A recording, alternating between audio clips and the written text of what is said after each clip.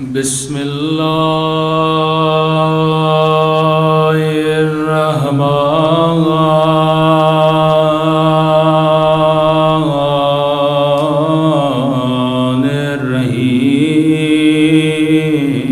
الرحیم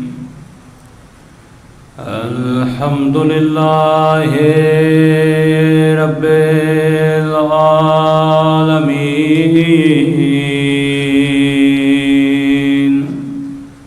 الحمد للہ کما هو أهله الصلاة والسلام على سيد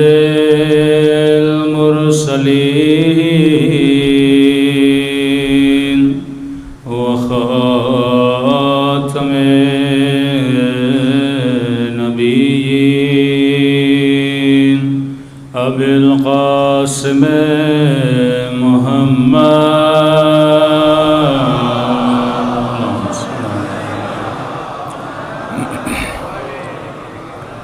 وعلى آله الطيبين الطاهرين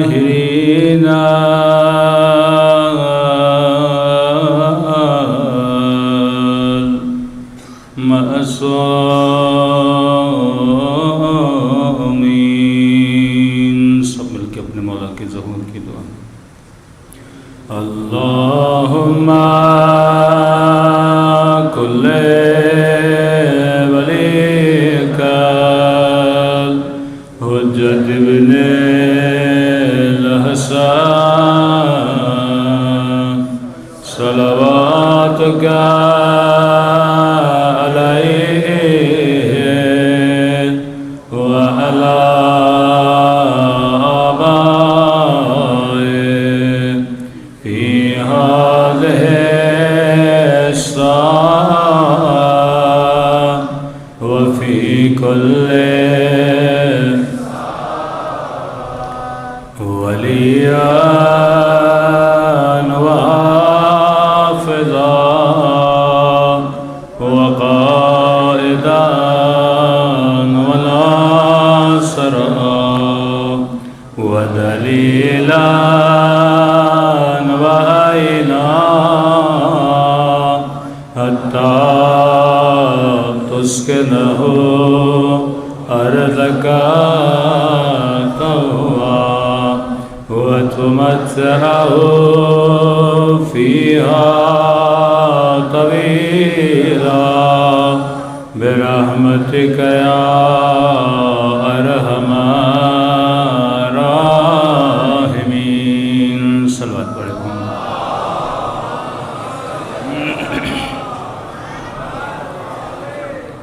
بسم اللہ الرحمن الرحیم. رب اشرح لی صدری ویسر لی امری واحلل عقدۃ من لسانی یفقهوا قولی.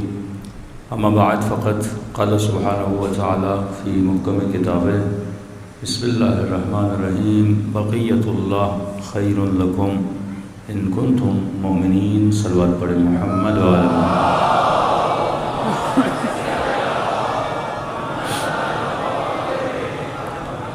دعا ہے پروردگار عالم ان دنوں میں کی گئی عزاداریاں اپنی بارگاہ میں قبول فرمائے اور جس مقصد زندگی اور حیات کی خاطر یہ مجالس رکھی جاتی ہیں خدا ان مقاصد میں ہم سب کو کامیابی نصیب فرما دے. یہ سارا انتظام پورے سال کا انتظار کہ محرم کب آئے گا اور ہم کب غم امام حسین کو منائیں گے.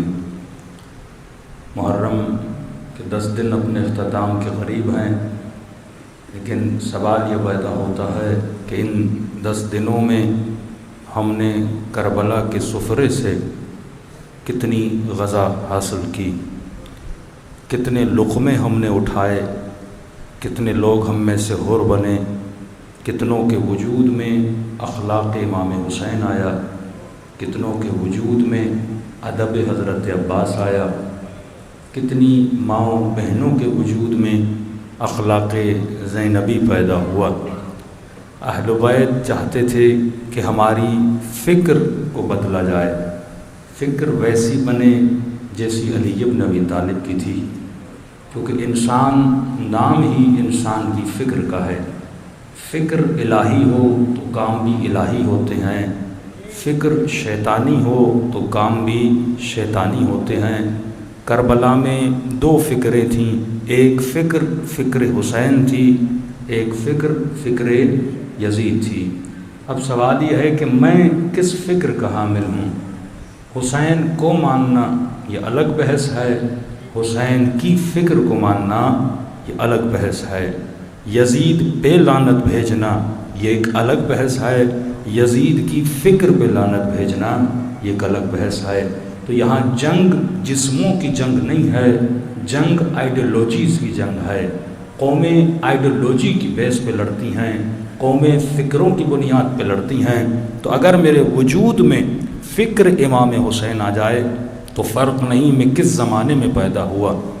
آیت اللہ العظمیٰ دستغیب اپنی کتاب میں یہ واقعہ نقل کرتے ہیں کہ ایک شخص سفر کر رہا تھا اور سفر میں ایک مومن کے ساتھ اس کی ملاقات ہوئی۔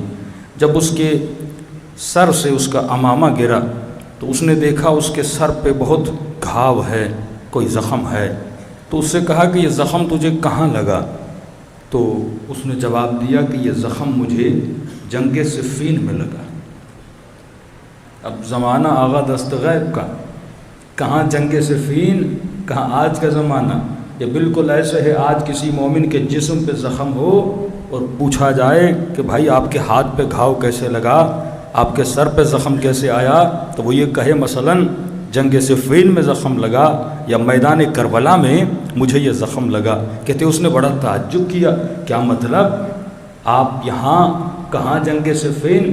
تو کہتا ہے اس کے پیچھے ایک بہت بڑا ماجرا ہے، کہ ذرا ہمیں بھی بتائیے۔ کہ دیکھیے ایک سفر میں جا رہا تھا تو ایک شخص مجھ سے ملا، بات سے بات چھڑی، بات سے بات نکلی اور بات پہنچی جنگ صفین تک۔ میں نے کہا کہ علی بن ابی طالب حق پر تھے، اس نے کہا کہ امیر شام حق پر تھے، اور اس کے وجود میں اتنا عناد تھا مولا علی سے، اتنی دشمنی تھی، کہنے لگا اگر میں جنگ صفین میں ہوتا تو میں علی کو قتل کر دیتا، اگر میں جنگ صفین میں ہوتا وہی کام کرتا جو شمر نے امام حسین کے ساتھ کیا تھا، میں علی مولا کا سر قلم کر دیتا۔ اب علی والا، علی کا چاہنے والا جب ایسی بات سنے گا اس پہ کیا گزرے گی۔ اس نے بھی کہا کہ اگر میں جنگ صفین میں ہوتا تو امیر شام کو قتل کر دیتا۔ کہتے جب ہماری بحث ہوئی اتنے میں لڑائی شروع ہو گئی، جب لڑائی شروع ہوئی کہتے ہم نے لڑنا شروع کیا، جب لڑنا شروع کیا اس کے ہاتھ میں خنجر تھا، اس نے وہ خنجر میرے سر پہ مارا، جب میرے سر پہ وہ خنجر لگا کہتا میں زمین پہ گر پڑا، بے ہوش ہو گیا۔ اب کہتا جب مجھے ہوش آیا تو میں نے کیا دیکھا، میرا سر میرے مولا کی گود میں پڑا ہوا ہے۔ کہتے اللہ نے مجھے امام زمانہ کی زیارت کروائی اور مولا نے میرے سر پہ ہاتھ پھیرا، میرا جو گھاؤ تھا، جو زخم تھا وہ بھر گیا اور اللہ نے شفا دی۔ اور جس نے یہ کہا تھا اگر میں صفین میں ہوتا علی کو قتل کرتا، میں نے دیکھا اس کا سر قلم کر کے مولا نے میرے سامنے رکھا ہوا تھا، اور امام نے فرمایا تو صفین میں نہیں تھا لیکن تو نے علی کے دفاع کے لیے اپنے سر پہ زخم کھایا ہے۔ اب اگر کوئی بھی تم سے پوچھے یہ زخم تو نے کہاں کھایا تھا تو بتانا جنگ صفین میں علی کا دفاع کرتے ہوئے میرے سر پہ تلوار لگی تھی۔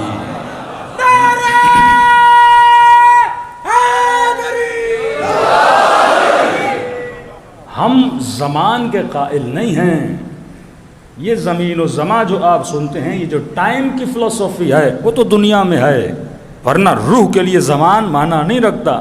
جسموں سے جب روح نکلے گی وہاں زمانہ کوئی ٹائم کوئی ویلیو نہیں رکھتا، ایک انلیمیٹڈ زمانہ ہے۔ تو آپ یہ سمجھیں کہ پتہ نہیں 1000 سال امام حسین سے میرا فاصلہ ہے، 1500 سال مثلا رسول خدا سے میرا فاصلہ ہے، نہیں عزیز محترم، تو 2 انگلیوں کے فاصلے پر بھی نہیں ہے۔ سوال یہ ہے آج بھی تیری کربلا ہے، آج بھی تیرا امام تجھے صدا دے رہا ہے، حل من ناصر ینصرنا، ہے کوئی مہدی زہرا کی مدد کرنے والا، ہے کوئی خدا کی مدد کرنے والا؟ اللہ کی مدد کیسے کروں گا؟ امام زمانہ کی مدد کیسے کروں گا؟ کربلا والوں کی مدد کیسے کروں گا؟ فرمایا ہمیں تمہارا مال نہیں چاہیے اے مومن، ہمیں تمہارا کردار چاہیے۔ کتنے ایسے ہیں جو امام زمانہ کے لیے سلمان بن سکیں، کتنے ایسے ہیں جو امام زمانہ کے لیے عباس بن چکے ہیں، کتنے ایسے ہیں جو اپنے مولا کے لیے بازو کٹوانے کی صلاحیت رکھیں، جو جسموں کو گھاؤ اٹھانے کی صلاحیت رکھیں۔ افسوس و سخت افسوس سے کہنا پڑتا ہے جسم کی قربانی تو دور ہے، ہم چھوٹی چھوٹی قربانیاں نہیں کر پاتے، تو زبان سے نعرہ مارنا اور ہے اور اس امام کے کردار پہ چلنا اور ہے۔ صلوات پڑھے محمد و آل محمد۔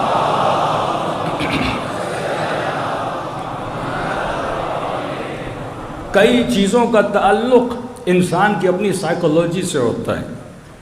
مثال کے طور پہ میں نے ان 8 مجالس میں 1-2 مجالس میں فضائل پڑھے، اس پہ مجمع نے بڑی واہ واہ کی۔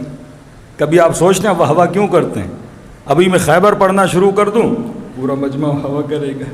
ابھی میں یہ بولوں کہ میرا مولا وہ تھا جو بھاگا نہیں تھا اور تیرا مولا وہ تھا جو بھاگا تھا، تو مجمع واہ واہ کرے گا۔ اس واہ واہ کی وجہ کیا ہے؟ اس کا تعلق میری حب ذات سے ہے۔ جب بندہ اپنے عقیدے کی تعریف سنتا ہے تو بندہ خوش ہوتا ہے، جب بندہ اپنے دشمن کو برا بھلا بولتا ہے بندہ اس پر بھی کیا ہوتا ہے؟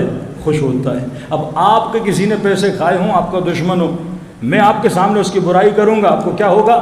خوشی ہوگی۔ اور آپ کے سامنے آپ کے والد کی تعریف کروں، آپ کو کیا ہوگا؟ آپ کو خوشی ہوگی۔ تو اس کا تعلق انسان کی اپنی سائیکولوجی سے ہے۔ یعنی اصل میں جب میں خوش ہوتا ہوں میں اپنے عقیدے پہ خوش ہو رہا ہوں، اصل میں جب میں واہ واہ کرتا ہوں اپنے عقیدے کی خوشی میں کیا کرتا ہوں؟ واہ واہ کرتا ہوں۔ یہ تو مجھے خوشی ہو رہی ہے کیونکہ میرا عقیدہ ہے، لیکن سوال یہ ہے امام زمانہ کب خوش ہوتے ہیں؟ مولا فرماتے پوری کائنات ہمارے فضائل پڑھے، پھر بھی جو ہماری فضیلت ہے وہی ہے، اور پوری کائنات علی اور آل علی کے فضائل کی منکر بن جائے، فرمایا پھر بھی ہماری فضیلت ذرہ برابر گھٹنے والی نہیں ہے، کیونکہ عزت خدا دیتا ہے، ذلت خدا دیتا ہے۔ ہم کس چیز میں خوش ہوتے ہیں؟ مولا فرماتے ہم تب خوش ہوتے ہیں جب کوئی حر بن کے حسین کے لشکر میں آتا ہے۔ تیری ڈیوٹی ہے تو لشکر بڑھائے۔ کس کا لشکر؟ امام زمانہ کا لشکر، وہ مکتب جس کی آئیڈیالوجی پیور آئیڈیالوجی، شیعہ کی توحید جیسی کسی کی توحید نہیں، نظریہ امامت جیسا کوئی نظریہ نہیں، اکنومیکلی خمس کے سسٹم جیسا کسی مکتب و مذہب کے پاس یہ سسٹم نہیں۔ مطلب شیعہ حکومتوں کے محتاج نہیں، کسی فنڈ کے محتاج نہیں، ورلڈ بینک کے قرضوں کے محتاج نہیں۔ اہل بیت ایسا سسٹم دے کر گئے، یہ پیٹرول کے محتاج نہیں، سسٹم دے کر گئے، اکنومیکلی آپ کو سسٹم دے کر گئے۔ تمام عالم اسلام میں اہل سنت کے پاس اکنومیکلی کوئی سسٹم نہیں ہے، یعنی سہم امام جیسا کوئی تصور نہیں ہے کہ سال میں 1 مرتبہ مجھے اپنے امام کا حصہ نکالنا ہے، سال میں 1 مرتبہ مجھے اولاد اہل بیت کا حصہ نکالنا ہے، یہ تصور کسی کے پاس نہیں۔ اب اگر پوری قوم پروپر عمل کرے وہ جو اہل بیت نے کہا تو واللہ پوری دنیا میں کوئی شیعہ غریب نظر نہ آئے۔ ہوتا یہ ہے کہ امیر امیر بنتا جا رہا ہے، غریب غریب بنتا جا رہا ہے۔ وہ امیر جو اپنے 10 گھر بنا رہا ہے، یہ اس جگہ پہ 20 غریبوں کے بھی تو گھر بنا سکتا ہے نا۔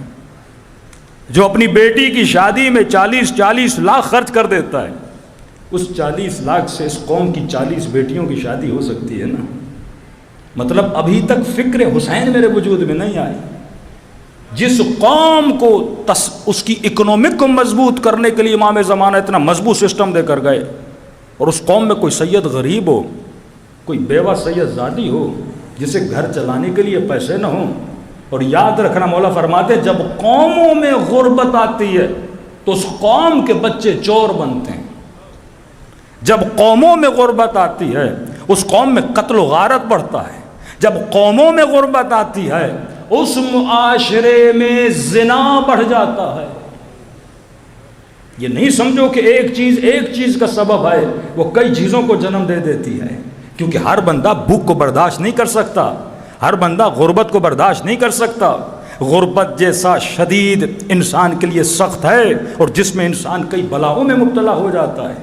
ہر انسان کا ایمان اتنا مضبوط نہیں ہے کیونکہ ہم اس سسٹم اور آئیڈیالوجی کو فالو نہیں کر رہے. ایک ایسی آئیڈیالوجی جس کو اگر ہم صحیح طریقے سے دنیا تک پہنچاتے تو 7 ارب لوگ دنیا میں ہیں، 1.5 ارب مسلمان ہیں، 300 سے 350 ملین شیعہ ہیں. یہ ہماری ڈیوٹی ہے نا کہ پیغام محمد اور آل محمد کو جگہ جگہ تک پھیلایا جائے.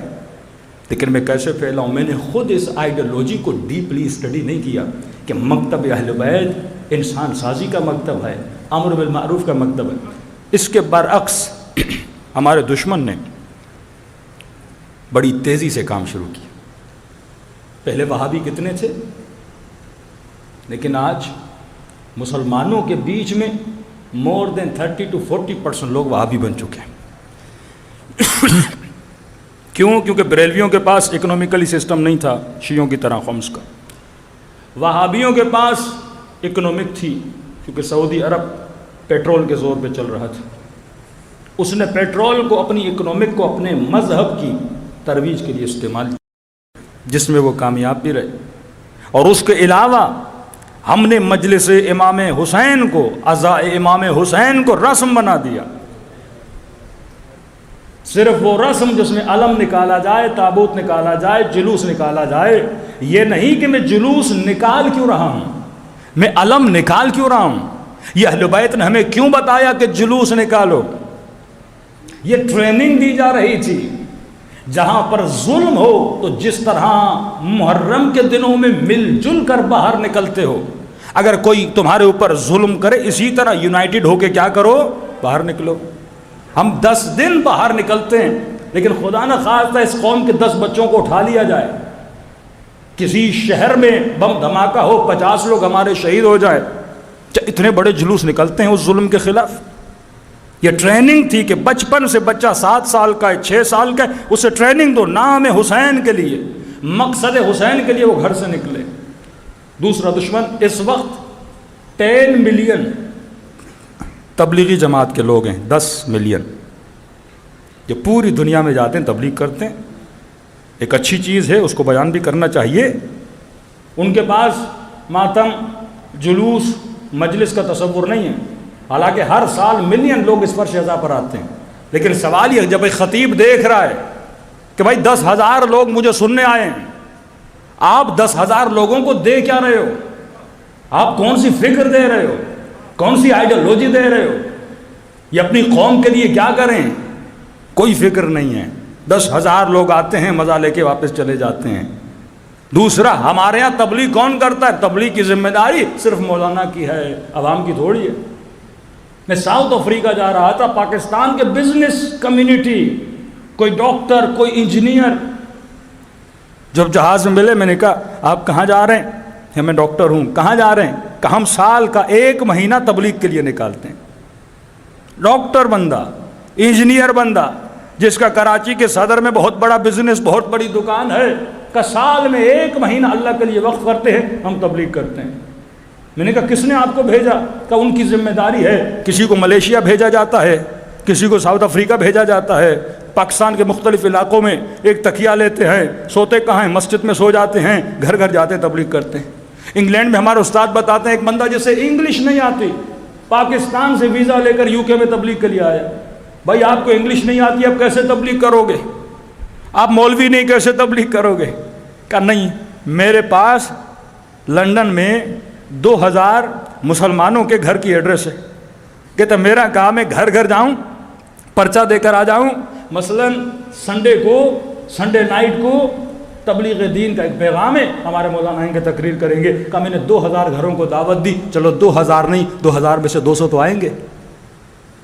گھر گھر جاتے ہیں پیغام پہنچا کر آتے ہیں, گاؤں گاؤں جاتے ہیں پیغام پہنچا کر آتے ہیں. اور ہم یہاں پہ اسی میں خوش رہے کہ بڑے کرتے چھوٹے پیجامے اور پتہ نہیں کیا کیا اٹھا کے چل رہے ہیں, اور ان پیجاموں نے پتہ نہیں کیا کیا کر دیا, اور تو اسی میں مذاق میں لگا رہا, مجمع نعرے بازی میں لگا رہا. بھائی دشمن کا مقابلہ کرنا ہے تو مذاق کر کے تو نہیں کر سکتا, دشمن کا مقابلہ ان پہ طنز کر کے تو نہیں کر سکتا. دشمن کا مقابلہ کرنا ہے تو فکر حسین سے مقابلہ کر, فکر علی بن ابی طالب سے مقابلہ کر. تو انہی برادران اہل سنت کو محبت و مودت اہل بیت میں لا کر مجلس حسین میں لا سکتا تھا, لیکن ہم نے ایسی مجلسیں پڑھی کہ آج غیر ہماری مجلس میں آنے کے لیے تیار نہیں ہے, صرف مجمع کو خوش کرنے کے لیے, صرف واہ کرنے کے لیے ہم نے اہل سنت کو خود سے دور کر دیا. بھائی شیعہ تھے کتنے کراچی میں جب انڈیا سے مائگریٹ ہو کر آئے؟ انٹیریئر سندھ میں شیعہ تھے کتنے؟ انٹیریئر سندھ میں تو مولائی تھے جو اہل بیت کو مانتے تھے, محب اہل بیت تھے, یعنی محرم میں ماتم کرتے تھے, جنازے ان کے سنی پڑھائیں, نکاح ان کے سنی پڑھائیں. آج بھی چلے جائیں انٹیریئر سندھ میں یہی حال ہے کہ جنازے سنی پڑھواتے ہیں لیکن محرم میں آتے ماتم کرتے ہیں. پیور شیعہ تو تھے نہیں, یہ تو لکھنؤ سے مختلف جگہوں سے جب یہاں پر آئے, علماء آئے, انقلاب اسلامی آیا, ریولیوشن آئی, تب شیعہ بنے. یہ آج پاکستان میں کثرت جو دیکھ رہے ہو شیعوں کی, یہ کیسے بڑھی؟ یہ وہی لوگ, وہی اہل سنت تھے. آج اگر آپ انٹیریئر چلے جائیں کسی بھی مجمع میں لوگوں کو کھڑا کریں, یعنی 1-2 نسل ہے جو شیعہ ہوئی ہے, ان کے آبا و اجداد اہل سنت تھے. کس ذریعے سے شیعہ ہوئے؟ وہ کردار اہل بیت کو سن کے شیعہ ہوئے, وہ رفتار اہل بیت کو سن کے شیعہ ہوئے. آج تک اللہ نے اگر کسی کو عقل دی ہے, جب قرآن کہتا ہے کسی کے جھوٹے خدا کو برا بلا نہ کہو, کہیں وہ تمہارے سچے خدا کو برا بلا نہ کہے. بھائی جو احترام تیرے دل میں علی المرتضیٰ کا ہے, وہی احترام وہ اپنے بڑوں کا اپنے دل میں رکھتا ہے. اب تو گالی دے کر اسے علی تو نہیں منوا سکتا نا, علی کا کردار بتا کر تو علی منوا سکتا ہے. کسی عالم دین نے ہمیں نے کہا مولانا کیسے ہم سمجھائیں برادران اہل سنت کو؟ کہ 2 چیزیں ہیں, یہ دشمن علی ہے, یہ علی ابن ابی طالب ہے. اب تم اسے برا بلا کہو گے, اس کے دل میں اس کی اور محبت بڑھے گی, صحیح ہے. دوسرا طریقہ یہ, اسے ڈسکس ہی نہ کرو, علی کو اتنا پڑھو, اتنا پڑھو, اتنا پڑھو کہ اسے وہ نظر ہی نہ آئے. آپ کیوں اپنا ٹائم ضائع کرتے ہو؟ فرامین اہل بیت, حکمت ہائے مولا علی نہج البلاغہ سے, معجزات اہل بیت کے مناظرے, امام جواد کے مناظرے, امام رضا کے مناظرے. اہل بیت نے عقل کے ذریعے, اخلاق کے ذریعے لوگوں کو مکتب اہل بیت میں لایا. اب دوسروں کو ہم کیا لائیں؟ افسوس اس بات کا کہ اپنے جوانوں کو سمجھانے میں وقت لگ جاتا ہے. کرداروں کو تباہ کیا جا رہا ہے, عفتوں کو پامال کیا جا رہا ہے, غیرتوں کو پامال کیا جا رہا ہے, مذہب کی دشمنی پھیلائی جا رہی ہے, مکتب کی دشمنی پھیلائی جا رہی ہے. آج کتنے جوان ہیں جو احکام شرعی جانتے ہیں؟ آج مولانا کسی شادی میں جاتا ہے, 10 منٹ کے لیے مولانا کو بلایا جاتا ہے, بھائی مولانا آ رہے ہیں, مولانا آ رہے ہیں, حجاب کرو, حجاب کرو, پردہ کرو, جیسے پردہ ہے ہی مولانا سے. مولانا گئے, پھر پردے ختم. 10 منٹ کے لیے مولانا آیا, گانا وانا بند ہوا. ایک ہمارے مولانا گئے, مکس گیدرنگ, ناچ گانا, یہ اہل بیت کے ماننے والے کا میں نکاح نہیں پڑھا تھا. اس بندے نے پسٹل نکال دیا, اور مولانا نکاح نہیں پڑھاؤ گے گولی مار دوں گا, بے عزتی کرواؤ گے ہماری. اتنے لوگ آئے, اتنے مہمان آئے, معزز سیاستدان سب ہماری بیٹی کی شادی میں آئے, آپ بولتے انہوں نے گولی مارنی ہے. مار تو میں نکاح نہیں پڑھاؤں گا. کہے کی شرط ہے میرے لیے ایسی جگہ بناؤ جہاں پہ یہ سارا اہل بیت کی جہاں مخالفت نہ ہو, امام زمانہ کی جہاں دل آزاری نہ ہو. کہا ان نکاح من سنتی, نکاح کس کی سنت ہے؟ رسول خدا کی سنت ہے. اب جو مجلس میں آئے ہو یہ کس کی سنت ہے؟ جناب زینب کی سنت ہے. 2 رکعت نماز امام زمانہ پڑھتے ہو, یہ بھی سنت ہے. نماز مغرب و عشاء کے بیچ میں 2 رکعت نماز غفیلہ پڑھتے ہو, یہ بھی سنت ہے. نکاح بھی سنت ہے. آج تک دیکھا کہ بندہ 2 رکعت نماز سنت پڑھے اور اس نماز میں ناچنا شروع کر دے, دوران نماز گانے سننا شروع کر دے. آج تک کسی خاتون کو دیکھا کہ سنت کو ادا کرتے ہوئے نیم اریاں برہنہ لباس پہنے؟ تو نکاح بھی تو سنت رسول ہے. اس سنت کو تو پامال کیوں کرتا ہے؟ پھر مولانا زندگیوں میں برکت نہیں, کیسے خدا برکت دے گا؟ چوتھے امام کو کہہ رہا ہے مولا میری بیٹے کی شادی آئی ہے. مولا فرماتے ہیں کربلا کے بعد میں نے شادیوں میں جانا بند کر دیا ہے. کہ مولا ہم آپ کے شیعہ ہیں, نکاح تو بند نہیں ہوں گے, اگر آپ نہیں آئیں گے شادی میں برکت کیسے ہوگی؟ کہ آؤں گا لیکن تھوڑا سا میرے اکبر کا ذکر کر دینا. کیا پیغام دے رہے ہیں کہ اپنے بیٹوں کی شادیوں میں میرے اکبر کو نہ بھلانا, اپنی بیٹیوں کی شادیوں میں میری صغرا و سکینہ کو نہ بھلانا. یہ کیسا مومن ہے جو خوشیوں میں اہل بیت کو بھلا دیتا ہے؟ مرضی کا دین نہیں چلے گا. شیطان کیوں بنا؟ اس نے اپنی مرضی چلائی. کہا تب تک تو مومن نہیں بن سکتا. بقیت اللہ خیر لکم ان کنتم مؤمنین, وجود امام زمانہ تمہارے لیے باعث خیر ہے اگر تو مومن بن جائے.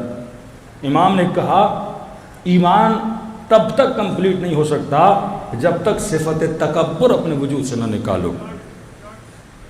کہ مولا تکبر کیا ہے؟ کہ تکبر 3 جڑوں کا نام ہے. تکبر یہ نہیں کہ بندہ اکڑ کے چلے, یہ اس کی ایک نشانی ہے. کہ تکبر 3 جڑوں کا نام ہے. جڑ جب تک تو نہیں کاٹتا تب تک تکبر تمہارے وجود سے نہیں نکلتا. ایک درخت ہے, آپ نے کاٹ دیا پھر نکل آئے گا, کاٹ دیا پھر نکل آئے گا. جب تک جڑ سے اکھاڑ کے نہیں نکال دیتے تب تک وہ درخت اگتا رہے گا, وہ سبز و ہرا بھرا ہوتا رہے گا. کہا قرآن پڑھ, ابا واستکبر وکان من الکافرین. شیطان نے کیا کیا؟ تکبر کیا, تبھی کافر بنا. تکبر کیا ہے؟ فرمایا جب خدا نے اسے کہا کہ شیطان تو نے غلطی کی ہے, اور اللہ کو الٹا کہنے لگا بما اغویتنی, کہ اے خدا مسٹیک میری نہیں ہے, مسٹیک تیری ہے. یہ متکبر بندے کی نشانی ہے جو غلطی بھی کرے اور اپنی غلطی کو نہ مانے. کوئی خاتون حجاب بھی نہ کرے اور اپنی مسٹیک کو نہ مانے. کوئی مومن خمس بھی نہ دے, الٹا علماء کو گالیاں دے. کوئی جمع چہرے پہ داڑھی بھی نہ رکھے, الٹا بولے یہ دین کی ضرورت تھوڑی ہے. اخلاق بھی نہ بنائے. مطلب جب کوئی تمہیں ہدایت دے اس ہدایت پہ عمل کر. یہ نہ بول جو اپنی مسٹیک اور غلطیوں کو نہیں مانتا وہ کبھی ہدایت نہیں پا سکتا. کربلا میں ہدایت اسی حر کو ملی جس نے اپنی غلطی کو تسلیم کیا تھا, اور ایسے تسلیم نہیں کیا, ہاتھوں میں رسیاں باندھی, آنکھوں پہ پٹی باندھی, حسین کے قدموں میں گرا اور رو رو کے کہنے لگا مولا یہ اپنے لشکر کا سردار تھا, اور کوئی کم شخصیت نہیں تھی, سردار لشکر ہے. اور کہنے لگا اے کاش اندھا ہو جاتا, حسین کی آنکھوں میں نہ دیکھتا, اے کاش بازو کٹ جاتے, میں حسین کی سواری کو نہ روکتا. پشیمانی نہیں کہ مولا میرا گناہ کب معاف ہوتا ہے؟ میں توبہ کرتا ہوں, اے خدا نہ خواستہ میں نے نشہ کیا, میں نے نامحرم خاتون سے تعلق بنایا, میں نے بیوی کو تماچا مارا, میں نے کسی یتیم کا مال کھایا, میں نے کہیں سے رشوت لی, میں نے کسی کی غیبت کی. فرمایا گناہ کی معافی کی ایک نشانی ہے جو خدا تمہارے دل میں رکھتا ہے. مولا وہ کون سی نشانی ہے؟ کہ جس گناہ سے توبہ کر رہا ہے جب تک اس کی نفرت تیرے دل میں نہیں آ جاتی تب تک یہ گناہ معاف نہیں ہوتا. مثلاً آپ نے جوانی میں کوئی گناہ کیا, خدا نخواستہ کوئی گناہ کیا, شراب پی, کسی گندی محفل میں گئے, نام محرموں کی محفل میں گئے. اب جب آپ کی ایج ہو گئی 45, 50, 40, اب کسی دوست کے ساتھ بیٹھے اور اپنی جوانیوں کے شباب کو یاد کر کے, یار جوانی میں ہم یہ کیا کرتے تھے, اور خوشی محسوس ہو تجھے اس گناہ کو یاد کر کے. دعائے کمیل میں تو معافی مانگو, حسین کی مجلس میں تو گریا کرو, پر جب کبھی تنہائی آئے تجھے وہ گناہ یاد کر کے مزہ آئے, وہ نشہ یاد کر کے مزہ آئے, اس شخص کے جس کے ساتھ تم نے غیر شرعی تعلقات بنائے تھے اس کی فکر کر کے تجھے مزہ آئے کہ کیسے لمحات تھے, کیسی یادیں تھیں. فرمایا ابھی تک تیرا گناہ معاف نہیں ہوا جب تک اس لمحوں سے تیرے اندر نفرت پیدا نہیں ہو جاتی. حر کے وجود میں نفرت پیدا ہو گئی تھی کہ اے کاش میں اندھا ہو جاتا, امام کی آنکھوں میں آنکھیں ڈال کے نہ دیکھتا, اے کاش میرے بازو کٹ جاتے, میں حسین کی لجام فرس میں ہاتھ نہ ڈالتا. تو پہلی متکبر کی نشانی یہ ہے کہ متکبر اپنی غلطی کو نہیں مانتا. دوسری متکبر کی نشانی یہ ہے جو شیطان کے اندر تھی. متکبر اللہ کی رضا پہ راضی نہیں ہوتا، وہ اپنی مرضی کو زیادہ ترجیح دیتا ہے. یہ نہیں دیکھتا خدا کس پہ راضی ہے. سیدہ زینب کہہ رہی ہے رضن برضا، اے خدا اگر تو میرے ہاتھوں میں رسیاں بنتا ہوا دیکھنے پر راضی ہے تو زینب راضی ہے. اگر تو میرے حسین کا سر نوک نیزہ پر دیکھنے پر راضی ہے تو زینب راضی ہے. اگر تو میرے چادر کے لٹنے پر راضی ہے تو زینب راضی ہے. اگر یہ سب کچھ ہونے سے تیرا دین بچ جاتا ہے تو ہم اہل بیت راضی ہیں. تبھی تو آواز آئی نا یا ایھۃ النفس المطمئنہ ارجعی الی ربک راضیۃ مرضیہ. تو یہاں خود کو راضی کرنے کے لیے نہیں آیا، لوگوں کو راضی کرنے کے لیے نہیں آیا، اللہ کو راضی کرنے کے لیے آیا ہے. اور اس کی رضا میں اگر کس کی رضا ہے تو خدا راضی ہے. علی کو راضی کر اللہ راضی ہے، زہرا کو راضی کر اللہ راضی ہے، ماں باپ کو راضی کر اللہ راضی ہے، اپنے حلال رشتوں کو راضی کر اللہ راضی ہے. اگر تو اس طرح زندگی گزارے کہ شیطان اپنی مرضی چاہتا تھا میں راضی ہو جاؤں، رب کی رضا کو اس نے نہیں دیکھا. اگر اللہ کی رضا کو دیکھتا وہ فوراً کیا کرتا؟ آدم کو سجدہ کر دیتا. اگر تو بھی اپنا سر، یہ علماء اخلاق جملہ فرماتے ہیں، کہا شیطان وہ تھا جس نے خدا کو سجدہ نہیں کیا تھا. شیطان وہ تھا جس نے آدم کو سجدہ نہیں کیا تھا، اللہ کو سجدہ کیا تھا. اور آدم کو سجدہ نہ کرنے کی بنیاد پہ شیطان بنا.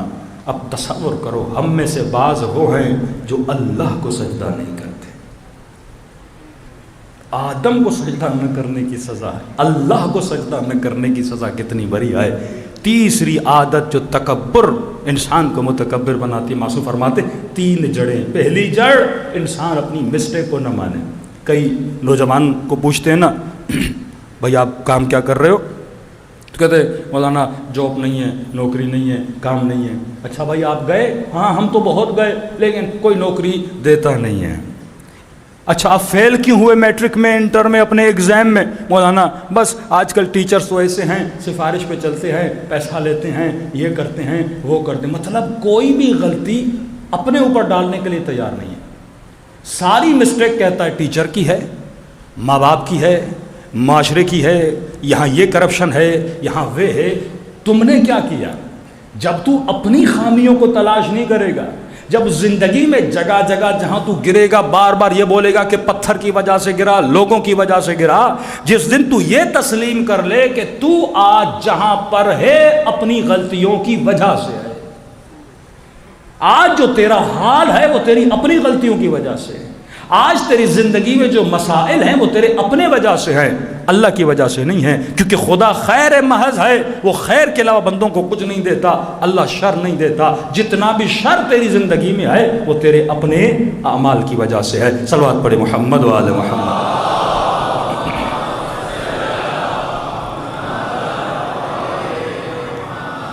بارہ دیگر صلوات پڑھے محمد و آل محمد.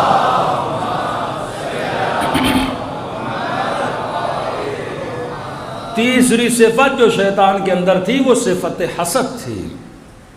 آدم سے جلتا تھا، ابو البشر سے حسد کرتا تھا، جس کی بنیاد پہ کہنے لگا کہ میں آگ سے بنا ہوں، یہ مٹی سے بنا ہے. یعنی اس حسد کی وجہ سے خود کو افضل سمجھنے لگا.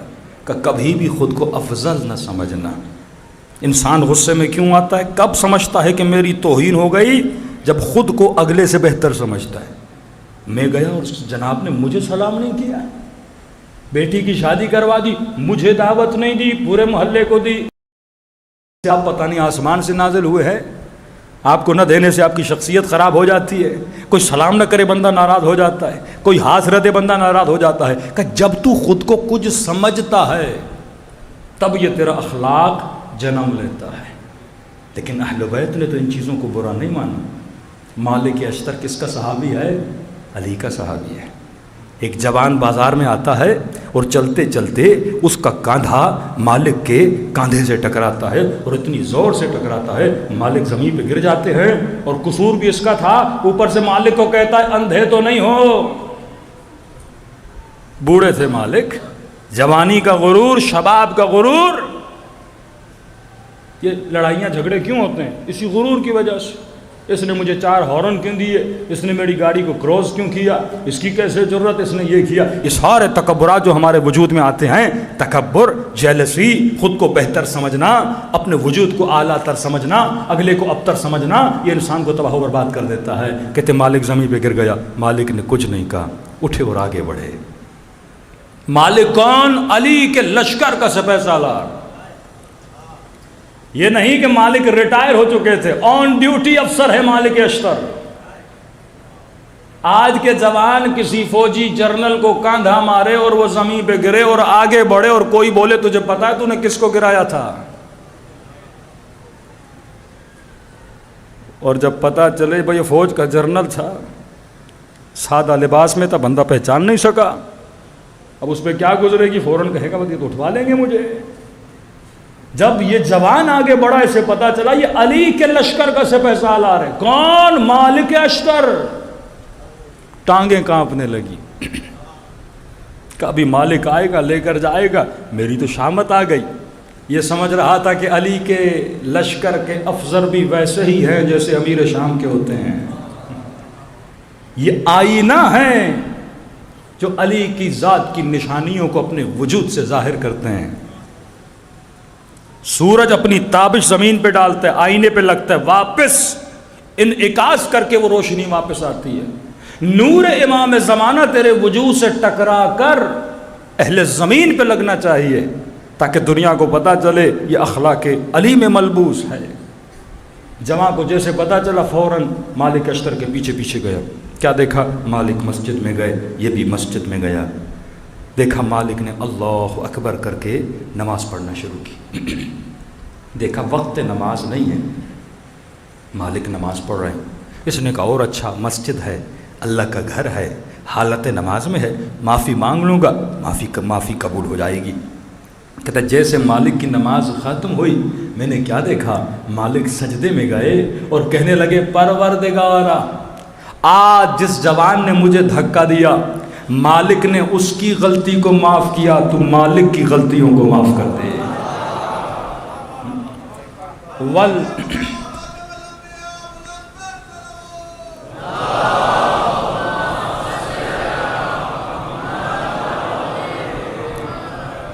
وَلْيَعْفُوا وَلْيَصْفَحُوا، اگر چاہتا ہے خدا تیرے گناہوں کو معاف کرے تو بندوں کی غلطیوں کو معاف کر دے۔ آیت اللہ مظاہری فرماتے بعض لوگ شمر صفت ہیں، معافی کا کوئی تصور ہی نہیں ان کی زندگی میں۔ خدا نہ خواستہ کسی سے غلطی ہو جائے، کہتے ہیں میں مر جاؤں گا اس بندے کو معاف نہیں کروں گا۔ کہا یہ کینہ لے کر، نفرت لے کر دنیا سے چلا جاتا ہے۔ جس دل میں غیر دشمن خدا کی نفرت ہو، اس دل میں محبت خدا نہیں آ سکتی۔ اس دل میں اگر نفرت ہو سکتی ہے تو یزید اور یزید جیسوں سے، دشمنان اہل بیت سے، اس کے علاوہ تجھے اجازت نہیں تو کسی اور سے نفرت کرے۔ وَلْيَعْفُوا وَلْيَصْفَحُوا کی منزل پہ آ جا۔ یہ جوان پریشان ہوا، مالک نے مجھے معاف کر دیا۔ بعد مجھے پتا چلا یہ کون ہے؟ یہ علی کے کردار والا ہے۔ آج حسد نے ہم سب کو تباہ کیا ہے۔ یہ نہیں کہ حسد صرف خواتین میں ہوتا ہے، مولویوں میں بڑا حسد ہوتا ہے، جن کو کوئی پوسٹ اور مقام ملتا ہے ان میں بڑا حسد ہوتا ہے۔ معصوم فرماتے ہیں حسد نہ کیا کر، حسد نیکیوں کو ایسے کھاتا ہے جیسے آگ لکڑی کو کھا جاتی ہے۔ حسد کر کے اپنے اعمال کو تباہ و برباد نہ کیا کر۔ امریکہ کے ایک مومن تھے، ان کی 4 بیویاں تھیں، 20-25 بچے تھے۔ ہم پریشان ہوئے، بھائی یہاں تو عورتوں میں اتنا حسد ہے اور آپ کی بیوی نے آپ کو اجازت کیسے دے دی؟ کب میں نے اپنی بیویوں کو امام زمانہ کا درس دیا ہوا ہے، مطلب ایک ایم ان کو دیا ہوا ہے۔ اور کہتا کہ یہ نہیں کہ میں غریب ہوا، جب میں نے شادیاں زیادہ کی، بچے زیادہ ہوئے تو میرے گھر میں مین پاور بڑھا۔ افراد جتنے زیادہ ہوتے ہیں مین پاور زیادہ ہوتا ہے۔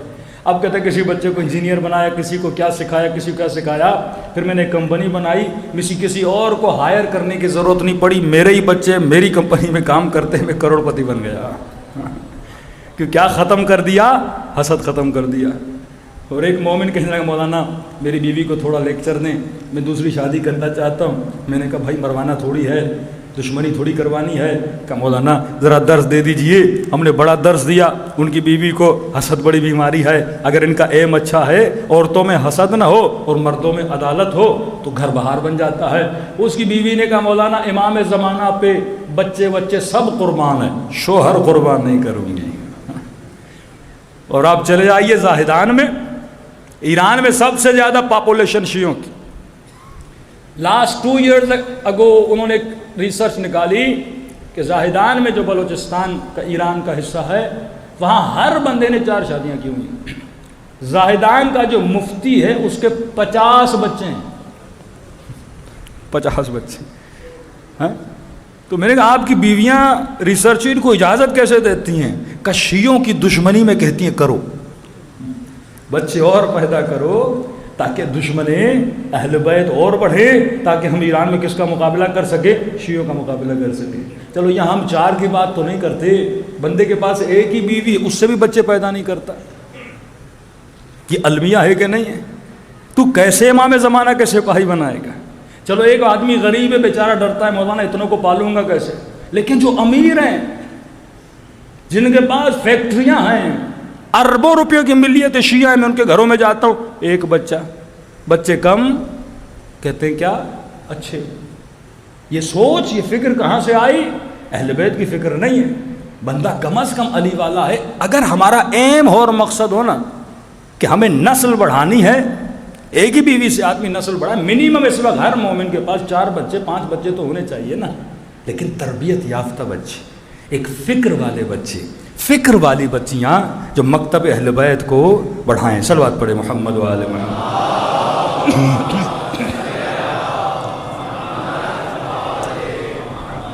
تب جا کے ایران میں رہبر معظم نے لوگوں کو کہا کہ بھائی بچے پیدا کرو۔ المیہ ایرانی سوسائٹی کا یہ ہر فیملی کے پاس ایک بچہ ہے۔ شادی کی ایج کا ریشیو 40 ایئرز پہ چلا گیا، لیکن بڑے اچھے طریقے سے وہابیت نے کام کیا، بچے بھی بڑھائے۔ یہی کراچی کا مشہور مولوی ہے نا طارق مسعود، کتنی بیویاں ہیں اس کی؟ 4۔ یہی سوچ سعودی عرب نے ان کو سوچ دی ہے کہ آپ بچے زیادہ پیدا کرو، مطلب اس بندے پہ محنت کر کے وہابی بناؤ گے، اس پہ محنت کرو گے، بڑی مغز ماری کرنی پڑے گی۔ ضرورت کیا ہے؟ گھر میں فیکٹری لاؤ اور وہابی نکالتے جاؤ، آسانی سے وہابی بڑھتے رہیں گے۔ یہ بھی ایک عقل مندی ہے نا ان کی، کہ دن بدن اب ہم ایک بیوی بھی اللہ نے دی، اس سے بچے پیدا نہیں کرتے، ایمان کمزور ہے، فکر کمزور ہے، علی والے ہم پیدا نہیں کرتے، اور جو اللہ نے دیے ہیں ان کی بھی تربیت نہیں کرتے، وہ بھی اس معاشرے کی بدکاریوں میں ہضم ہو جاتے ہیں۔ مجلس میں آئے، واہ واہ کی، نعرے مارے اور گھر جا کے سو گئے، پتہ ہی نہیں کہ حیدر کا مطلب کیا، علی کا مطلب کیا، علی کا کردار کیا، علی کی رفتار کیا، حسین کی سوچ کیا۔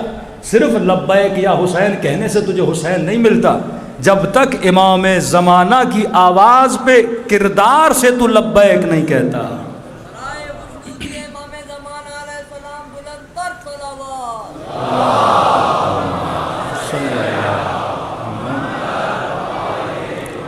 شعار دینے سے کچھ نہیں ہوتا، یہودی کوئی شعار نہیں دیتے، یہودی کوئی نعرے نہیں مارتے، انڈر گراؤنڈ کام کرتے ہیں، ایجوکیشن پہ، نالج پہ۔ ہم مسلمان صرف نعرے مارتے ہیں کہ ہم یہ تھے، ہم یہ تھے، ہم یہ تھے۔ بھائی اب تم کیا ہو یہ مہم ہے، اب تم نے کیا کیا ہے، کون سا تم نے کارنامہ کیا ہے۔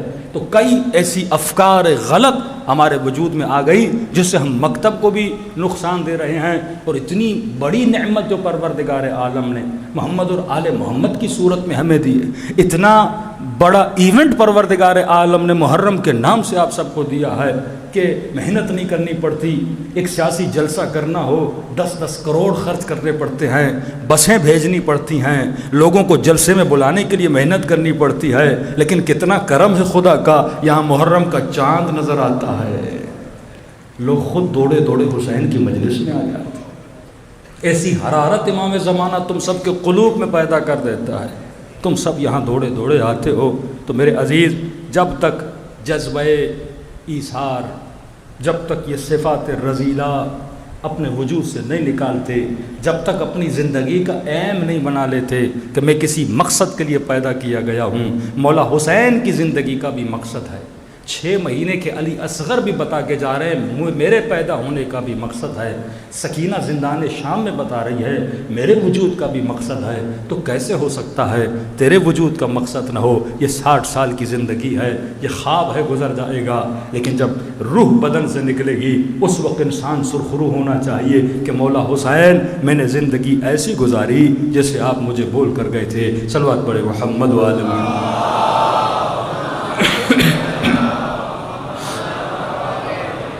اجل فرجہم، یہ آپ کے اندر محرم کے دنوں میں ایک جذبہ بیدار ہوتا ہے، 40 کے دنوں میں صفات خداوندی آپ کے وجود میں جنم لیتی ہیں جسے ہم محسوس نہیں کرتے، محسوس کرنا چاہیے۔ آپ محرم میں کیا کرتے ہیں؟ جذبہ قربانی، ایثار آپ کے اندر امام حسین پیدا کر دیتے ہیں کہ اپنے گھروں کو چھوڑ کر مجلس امام حسین میں آنا، یا آپ اپنے وقت کو امام پہ کیا کر رہے ہیں؟ قربان کر رہے ہیں، ظاہر قربان کر رہے ہیں۔ جو نظر و نیاز کرتا ہے وہ اپنے پیسے کو امام پہ قربان کرتا ہے، جو پیدل چلتا ہے اپنی ٹانگوں کی تھکاوٹ، اپنی انرجی کو امام حسین پہ کیا کرتا ہے؟ قربان کرتا ہے۔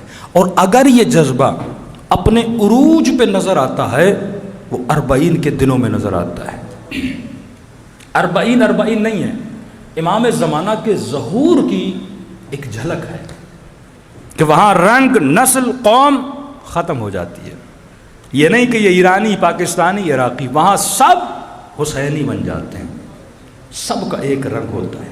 وہاں زبان یہ نہیں کہ یہ اردو، یہ سرائکی، یہ پرشن، یہ انگلش، نہیں، وہاں سب کی زبان حسین حسین کرتی ہے۔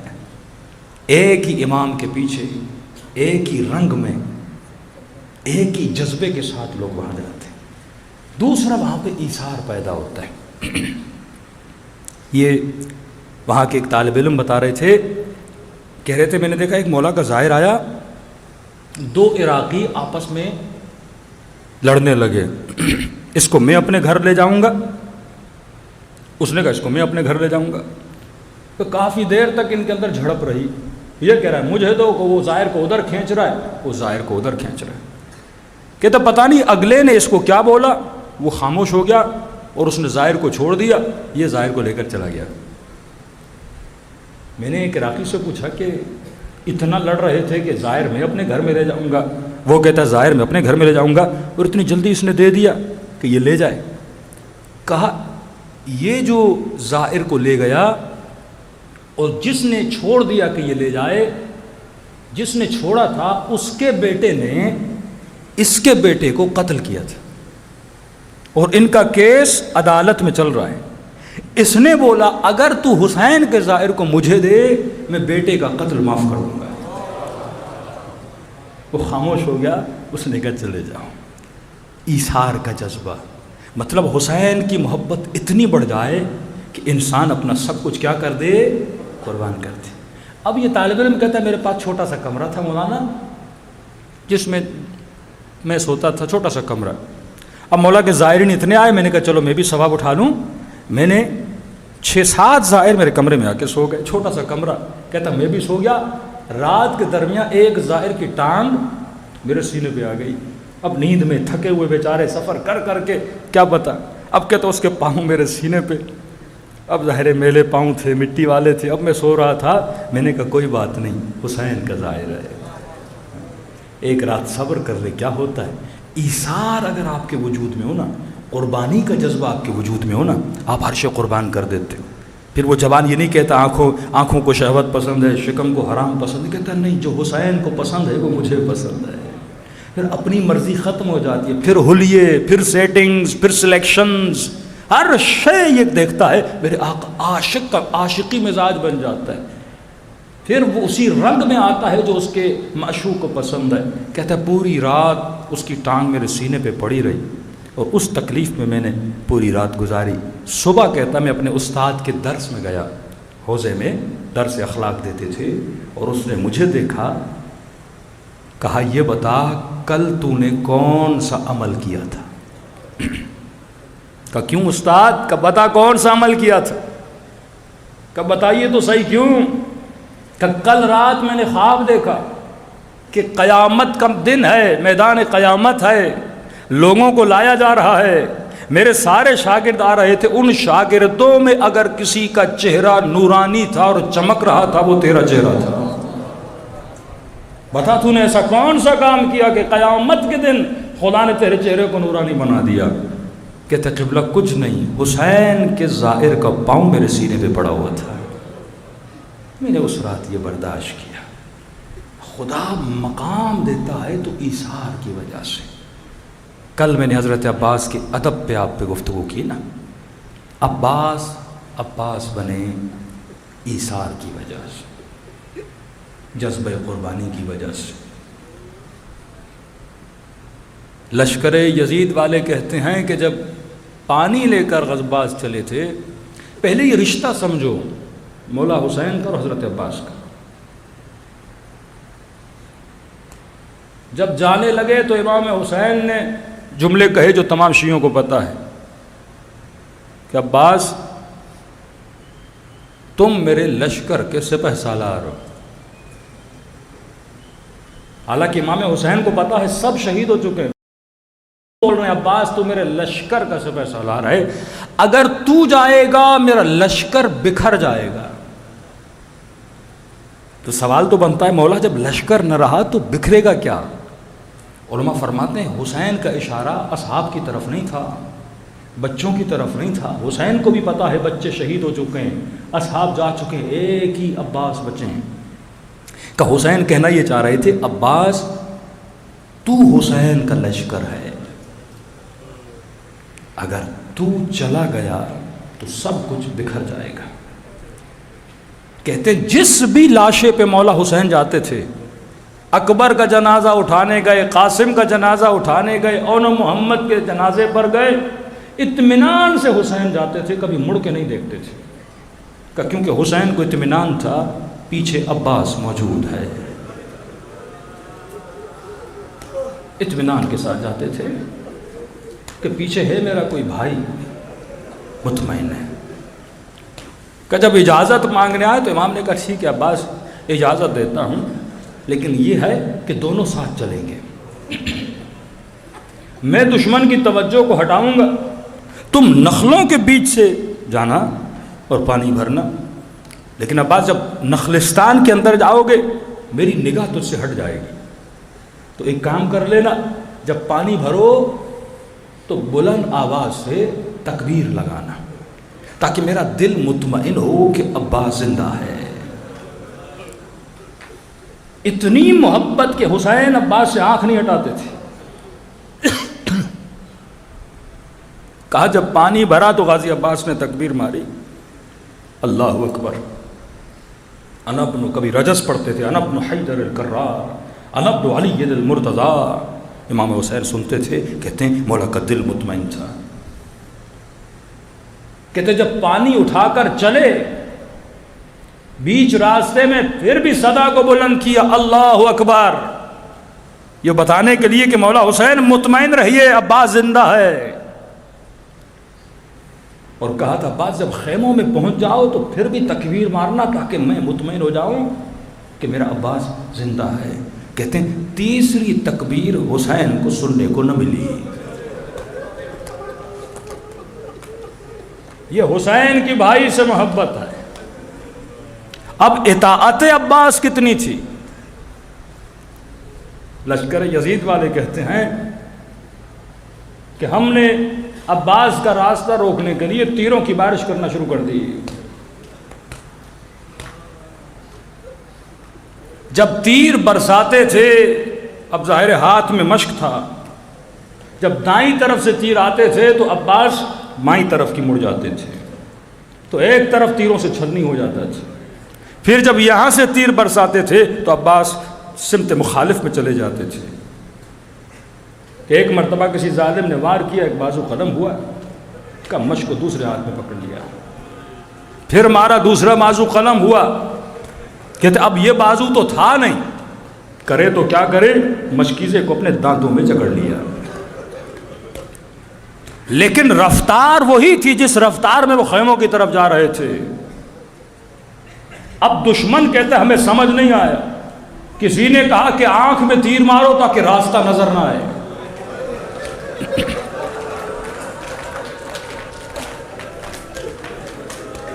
بعض تاریخوں نے یہ بھی لکھا، کہا کسی شہید کو آنکھوں میں تیر نہیں مارا گیا. عباس کو کیوں مارا گیا؟ کہتے ہیں جب لشکر سے ابن سعد غصے میں پوچھنے لگا، ایک عباس تم سے روکا نہیں جا رہا، تو لشکر والوں نے کہا اب جب حملہ کرنے جاتے ہیں اس کی آنکھوں میں اتنی ہیبت ہے، جب ہمیں دیکھتا ہے تو ہم سے لڑا نہیں جاتا، ہم پیچھے مڑ جاتے ہیں. تو یہاں شمر نے حکم دیا اور ملا آنکھوں پہ وار کرو.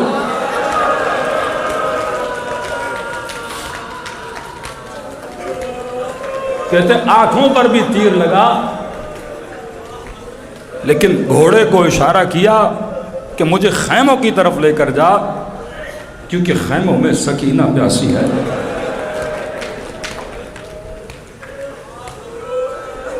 اب بھی دیکھا کہ عباس کی رفتار رکنے کا نام نہیں لے رہی. تصور کرو جس کے بازو کٹ چکے ہیں، آنکھوں پہ تیر لگ چکے ہیں، مشک دانتوں میں جکڑی ہوئی ہے. تو ایک مرتبہ شمر نے کہا میں سمجھ گیا اگر عباس کی رفتار کو دھیما کرنا ہے تو جس مقصد کے پیچھے عباس جا رہا ہے اس مقصد کو تیر مار دو. کہ امیر کیا مطلب؟ کا کوشش کرو کہ مشک کو تیر لگ جائے. خدا کی قسم جب مشک کو تیر لگانا وہیں پہ کہا ذوالجلال رک جا، اب خیموں میں جانے کی ضرورت نہیں ہے.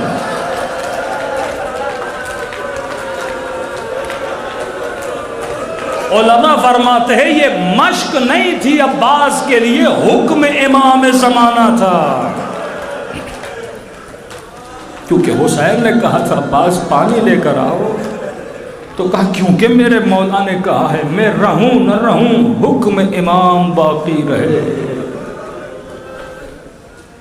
آج امام زمانہ کو عباس کی ضرورت ہے. اے جوان تو عباس بننا چاہتا ہے اپنے امام زمانہ کے لیے تو کبھی اپنے مولا کے حکم کو پامال نہ کیا کرے. دلوں کو کربلا لے کر چلیں. 2 ہی دن ہیں، محرم ختم ہو جائے گا. جو خیرات ان دنوں میں لینی ہے اور خدا کو زخمی آنکھ کا واسطہ دو کہ ایک آنکھ میں تیر تھا، دوسری آنکھ میں خون تھا.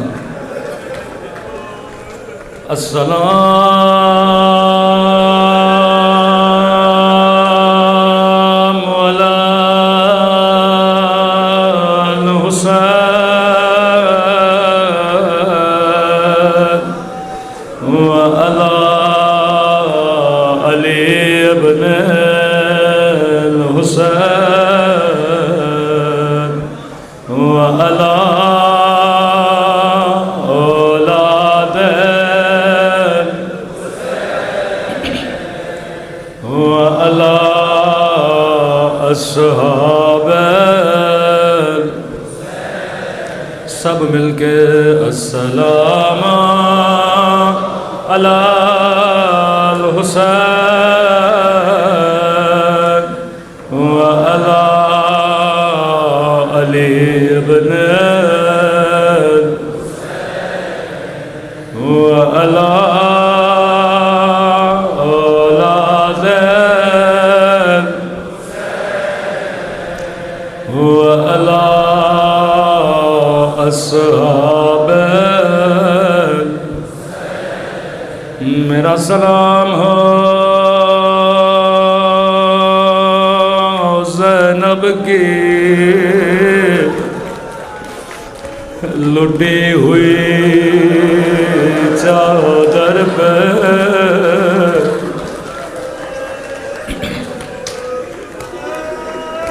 اگر بازو سلامت ہوتے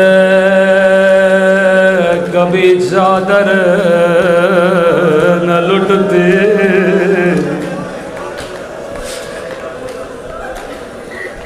میں نے پہلی محرم کو کہا یہ سلام میرے سلام نہیں، امام زمانہ کے سلام. فرمایا میرا سلام ان ننھے سے رخساروں پہ.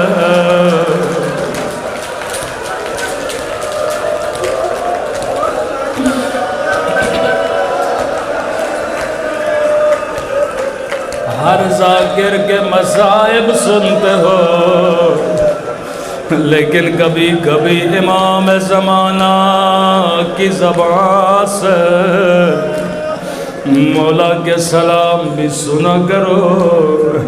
فرمایا میرا سلام ہو ان ننھے سے رخساروں پہ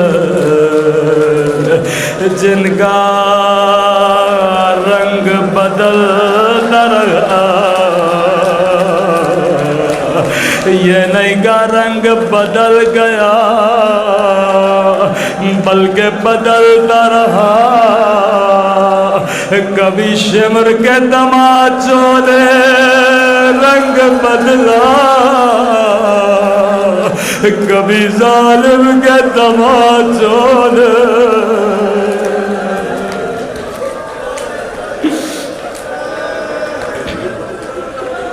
اگلا سلام بڑا درد بھرا سلام.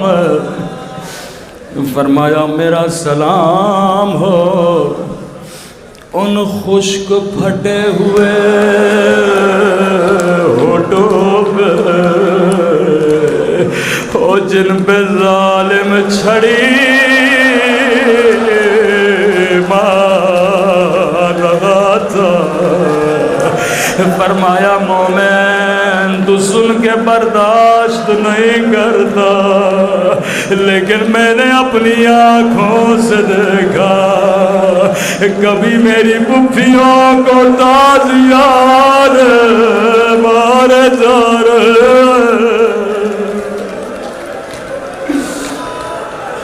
کبھی میری سکینہ کو تماچے.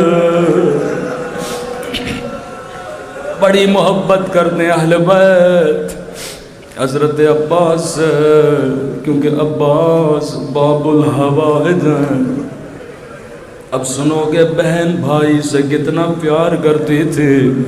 آواز تھوڑی بڑھا دیں. کہتے ہیں حضرت حسین کے پاس آئے، مولا مجھے اجازت دیجیے. امام نے فرمایا عباس میں تجھے روکتا نہیں، لیکن زینب کو تجھ پہ بڑا ناز ہے.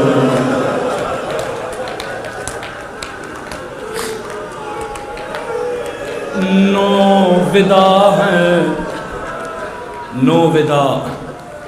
بیبیوں نے اکبر سے ودا کیا، حسین سے ودا کیا، قاسم سے ودا کیا، اولا محمد سے ودا کیا، مطلب خدا حافظی کی. لیکن کسی بی بی نے عباس سے ودا نہیں کیا. بچوں نے عباس سے ودا نہیں کیا، کیونکہ کسی کو یقین نہیں تھا عباس واپس نہیں آئے گا.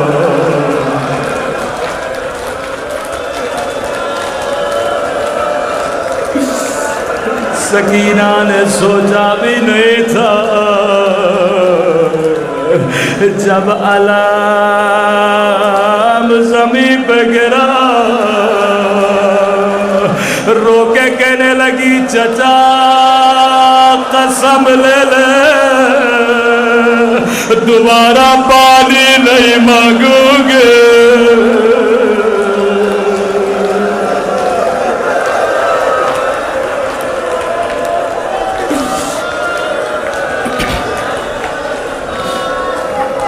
اس بچی نے سوچا بھی نہیں تھا کہ چچا واپس نہیں آئے گا. کہ عباس زینب کو تجھ پہ بڑا ناز ہے، جا زینب سے اجازت مانگ. اگر زینب اجازت دے دے تو میں حسین بھی نہیں روکوں گا. بڑے ادب سے بی بی زینب کے خیمے میں آئے. جس طرح نمازی مصلی پہ زانو ادب لگا کے بیٹھ گئے، عباس ایسے زانو ادب لگا کے علی کی بیٹی کے سامنے بیٹھے. ابھی کچھ کہا نہیں تھا، بی بی زینب نے کہا عباس میں سمجھ گئے کیوں آئے ہو. کہا آقا زادی اب مجھ سے برداشت نہیں ہوتا. میں خیمے میں گیا، میں نے عجیب منظر دیکھا. مشک میں پانی نہیں ہے، بچوں نے قمیص سے اوپر کی ہوئی ہے، اپنی شکم کو زمین پہ رکھا. سکینہ کہتی ہے بچوں گھبراؤ نہیں، ابھی میرا چچا زندہ ہے.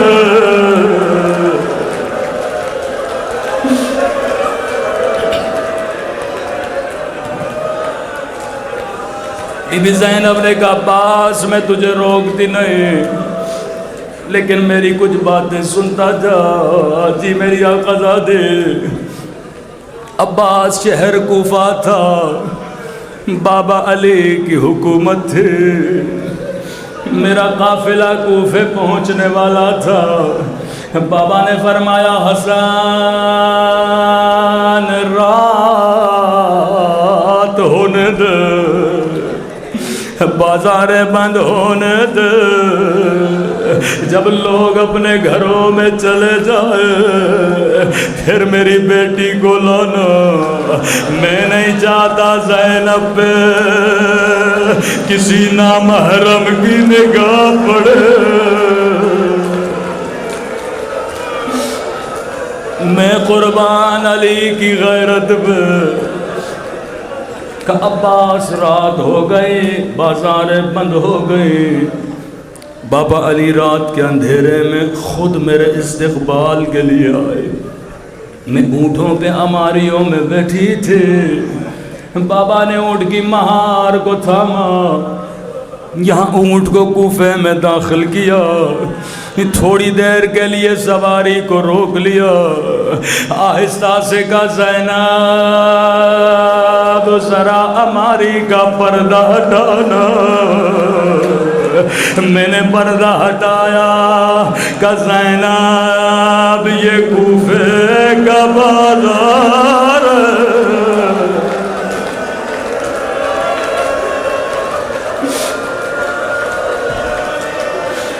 عباس میں زینب ہوں. میں سوچ رہی تھی بابا بازار مجھے کیوں دکھا رہے. پھر سواری آگے بڑھے. پھر بابا نے کہا زینب ذرا اماری کا پردہ ہٹانا. کہا زینب یہ کوفے کا چوک میری سمجھ میں کچھ بھی نہیں آیا. میں نے کہا بابا اگر بازار دکھانے ہیں تو حسن کو دکھائیے، اگر چوک دکھانا ہے عباس کو دکھائیے.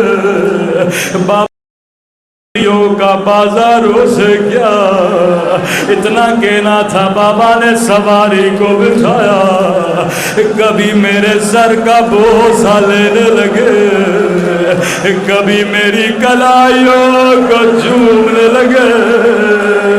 روکے کہا زینب یہی بازار ہوگا، اور تیرے سر پہ چادر نہیں ہوگے، تیرے ہاتھوں میں رسیاں.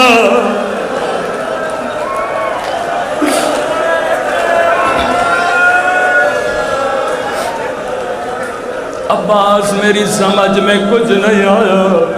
میں نے کہا باپ آپ امام علم غیب جانتے، میں اعتراض نہیں کروں گے، لیکن بابا یہ بتائیے جس بھی بہن کا ایک بھائی ہو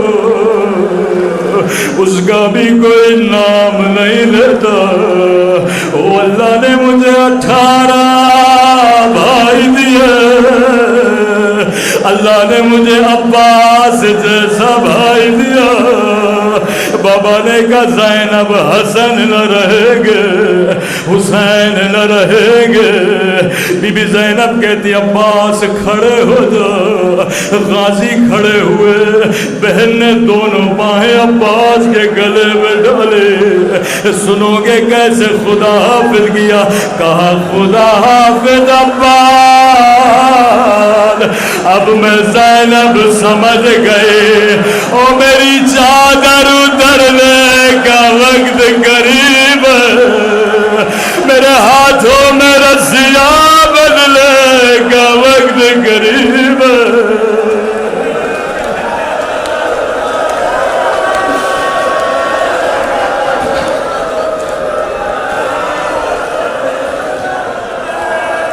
اللہم